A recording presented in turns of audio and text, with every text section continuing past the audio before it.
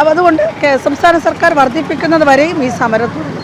കക്ഷി രാഷ്ട്രീയ ഭേദമന്യേ പാർലമെൻറ്റിൻ്റെ ഇരു സഭകളിലും അവർ ഉന്നയിക്കുകയും അതിൻ്റെ അടിസ്ഥാനത്തിൽ കേന്ദ്ര ആരോഗ്യമന്ത്രി വർദ്ധിപ്പിക്കുമെന്ന് പ്രഖ്യാപിക്കുകയും ചെയ്തു. കാരണം 168 ദിവസമായി സ്ത്രീകൾ ഈ തെരുവിലിരുന്ന് വെയിലും മഴയും ഈ പ്രതികൂല കാലാവസ്ഥയിൽ ഇരിക്കുകയാണ്.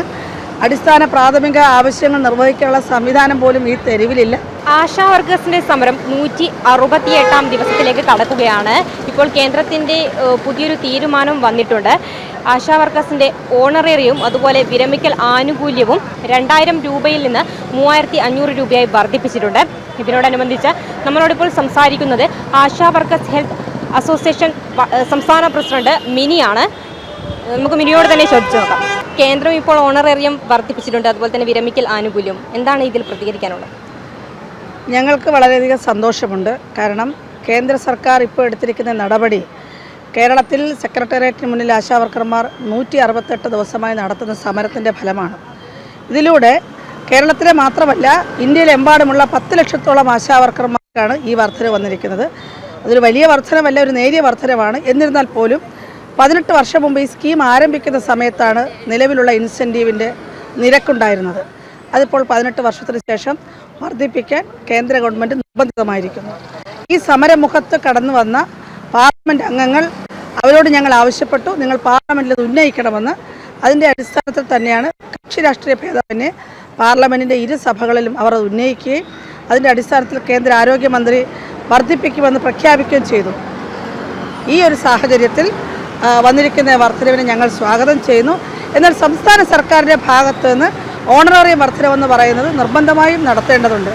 കാരണം ഇന്നിപ്പോൾ വെളിച്ചെണ്ണയുടെ വില നമുക്കറിയാം.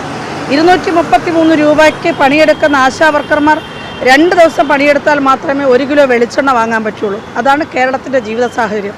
അതുകൊണ്ട് 7000 രൂപ എന്ന ഓണറേറിയം അടിയന്തരമായി വർദ്ധിപ്പിക്കണം. വിരമിക്കൽ ആനുകൂല്യം 5 ലക്ഷം രൂപ നൽകണമെന്ന ഞങ്ങളുടെ ഡിമാൻഡ് എത്രയും വേഗം പരിഗണിക്കണം. ഒരു കാര്യം കൂടി, ഏറ്റവും ഒടുവിൽ മുഖ്യമന്ത്രി പറഞ്ഞത് കേന്ദ്രം വർദ്ധിപ്പിക്കട്ടെ എന്നിട്ട് സംസ്ഥാനം നോക്കാമെന്ന് പറഞ്ഞു. അപ്പോൾ കേന്ദ്രത്തിൻ്റെ ഭാഗത്ത് ഇപ്പോൾ ഒരു വർധനവ് വന്നിരിക്കുന്ന സാഹചര്യത്തിൽ ഏറ്റവും അടുത്ത മണിക്കൂറുകൾക്കുള്ളിൽ തന്നെ അങ്ങനെ ഒരു തീരുമാനമെടുക്കണം. കാരണം 168 ദിവസമായി സ്ത്രീകൾ ഈ തെരുവിലിരുന്ന് വെയിലും മഴയും ഈ പ്രതികൂല കാലാവസ്ഥയിൽ ഇരിക്കുകയാണ്. അടിസ്ഥാന പ്രാഥമിക ആവശ്യങ്ങൾ നിർവഹിക്കാനുള്ള സംവിധാനം പോലും ഈ തെരുവിലില്ല. അപ്പോൾ ഇത്രയേറെ യാതനകൾ അനുഭവിച്ചുകൊണ്ടിരിക്കുന്ന സ്ത്രീകളോട്, ഈ തൊഴിലാളികളോട് അനുഭാവപൂർവ്വം സംസ്ഥാന സർക്കാർ ഇടപെടണം എന്നാണ് ഞങ്ങൾക്ക് അഭ്യർത്ഥിക്കാനുള്ളത്. ഇനി എന്താണ്, കുറേ കാലത്തിന് ശേഷമാണല്ലോ കേന്ദ്രം വർദ്ധിപ്പിക്കുന്നത്. അപ്പോൾ സംസ്ഥാന സർക്കാർ വർദ്ധിപ്പിക്കുന്നു പറഞ്ഞിരുന്നു. ഇനി എന്തായിരുന്നു നിങ്ങളുടെ നിലപാട്? സമരവുമായി മുന്നോട്ട് പോകുമോ? എന്താണ്?